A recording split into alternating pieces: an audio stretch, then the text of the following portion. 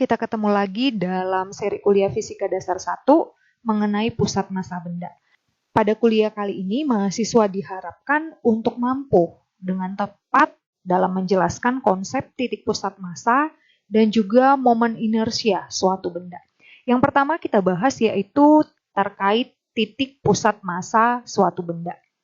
Nah, konsep pusat massa ini akan kita gunakan untuk membantu analisis gerak sejumlah benda. Misalnya, kita tinjau pusat massa pada sistem berikut. Nah, pada sistem ini, di mana M1 itu berada pada jarak dari pusat koordinatnya, ini pusat koordinatnya ya, berada pada jarak X1. Nah, M2 itu berada pada jarak X2. Nah, kita disuruh untuk menentukan pusat massanya. Nah, pusat massa benda dengan jarak X1 ini dan dengan jarak X2 ini kita dapat tentukan dengan, karena ini berada pada sumbu X saja, kita dapat tentukan berarti X PM itu sama dengan massa 1, gitu ya, massa 1 dikali jarak dari titik koordinat benda 1 ditambah massa 2 dikali jarak dari titik koordinat benda 2, berarti X2. Dibagi dengan massa 1 ditambah dengan massa 2. Misalnya, sebuah benda itu berada pada sumbu Y. Misalnya di sini ya, M1-nya. Di sini M2-nya. Ini sebesar X1. Nah, jarak dari M2 ke titik koordinat itu kita sebut sebagai X2 atau kita sebut sebagai Y2 gitu ya. Ini kita sebut sebagai Y1. Nah, jika ditanya pusat massanya, maka kita menentukan dari Y pusat massa itu sama dengan massa 1 dikali jarak dari titik koordinatnya, berarti Y1 ditambah massa 2 dikali Y2 per M1 ditambah M2. Nah, ini juga demikian halnya jika dia pada sumbu Z. Nah, kalau pada sumbu Z berarti Z TM itu sama dengan massa 1 dikali Z1 ditambah massa 2 dikali Z2 per M1 ditambah dengan M2. Selanjutnya, jika konsep pusat massa ini diperluas dengan sistem N partikel. Jadi kalau tadi kita hanya bahas 2 partikel pada sumbu X, pada sumbu Y, atau pada sumbu Z, salah satunya aja, ini kita bahas diperluas lagi untuk sistem N partikel. Jadi kalau misalnya ada suatu benda dengan massa M1 berada pada R1. R1 ini bergantung pada sumbu X dan sumbu Y. Gitu ya, ini sumbu X dan ini sumbu Y. Nah, sementara massa 2 berada pada R2. Dan ini juga mungkin bergantung pada sumbu X dan sumbu Y. Atau massa 3 berada pada R3. Nah, karena dia bergantung pada sumbu X, Y, atau bahkan Z, maka untuk menentukan pusat massanya kita sebut dengan RPM. Di sini ada saya sebut dengan RPM. Di mana RPM ini merupakan XPM I ditambah YPM J ditambah pusat massa pada sumbu Z-nya yang berada pada vektor K. Nah, kalau ini kita jabarkan satu persatu, kita tadi kan sudah dapat yang sebelumnya XPM itu di mana, YPM itu di mana, ZPM itu di mana.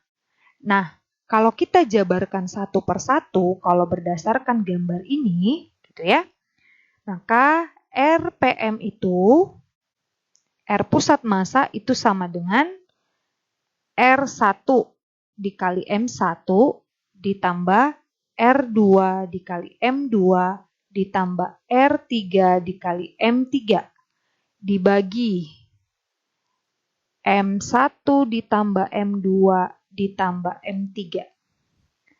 Nah, kalau ini kita sederhanakan, maka 1/M besar sigma, gitu ya. Kalau ini ditambah sebanyak R pangkat N, M pangkat N. Ini juga ditambah sebanyak M pangkat N. Berarti I sama dengan 1 sampai dengan N, RI dikali MI. Di mana M besar ini merupakan jumlah total dari massa yang ditinjau. M besar ini merupakan jumlah total dari massa pada sistem yang ditinjau. Sebagai contoh, jika 3 buah benda yang bermassa 2,5 kg, 7,5 kg, dan 10 kg masing-masing berada dalam posisi R1, R2, dan R3. Nah, dalam hal ini kita disuruh untuk menentukan posisi daripada pusat massanya. Nah, kita tuliskan dulu yang diketahui apa saja, di mana dalam soal diketahui bahwa M1 itu sama dengan 2,5 kg. M2 itu sama dengan 7,5 kg, dan M3 itu 10 kg.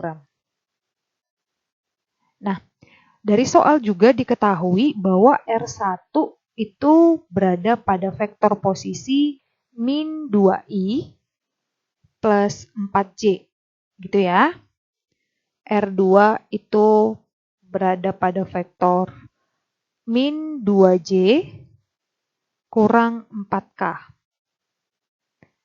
R3 3I plus 2K. Nah, kita disuruh untuk menentukan posisi pusat massanya. Posisi pusat massa ini disimbolkan sebagai RPM.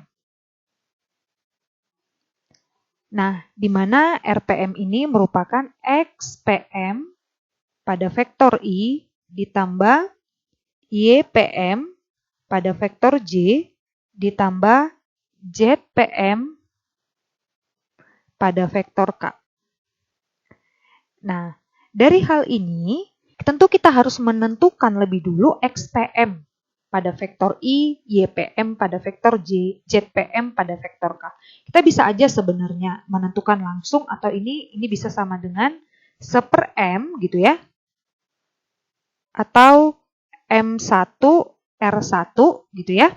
Ditambah M2 R2 ditambah M3 R3 per M1 ditambah M2 ditambah M3. Bisa aja sebenarnya kita menggunakan persamaan ini. Ini sama aja. Namun supaya lebih jeli atau lebih teliti, kita akan menghitung satu-satu di mana XPM-nya berapa, YPM-nya berapa, ZPM-nya berapa. Karena ini diproyeksikan terhadap vektor I, vektor J, dan vektor K. Nah, kita akan tentukan XPM terlebih dahulu. XPM pusat massa pada sumbu X tentu bergantung pada vektor I saja untuk R1, R2, dan juga R3. Berarti XPM itu sama dengan 1/M, ini massa totalnya ya, I sama dengan 1 sampai dengan N, MI XI. Nah, berarti ini sama dengan M1 X1 ditambah M2 X2. Karena ini tadi ada berapa vektor? 3 ya. M3 X3. Dibagi M1 ditambah M2 ditambah M3. Nah, ini sama dengan, coba kita lihat. Pada koordinat 1, pada R1, yang bergantung pada vektor I. Jadi, atau kita sederhanakan, gini ya, min 2I ditambah 4J ditambah 0K. Ini sama dengan 0I dikurang 2J dikurang 4K. Atau ini sama dengan 3I ditambah 0J ditambah 2K. Nah, dari hal ini kita bisa tentukan selanjutnya, berarti kita sederhanakan M1-nya tadi itu ada 2,5 dan yang pada vektor khusus untuk sumbu X berarti pada vektor I pada R1 itu min 2 gitu ya.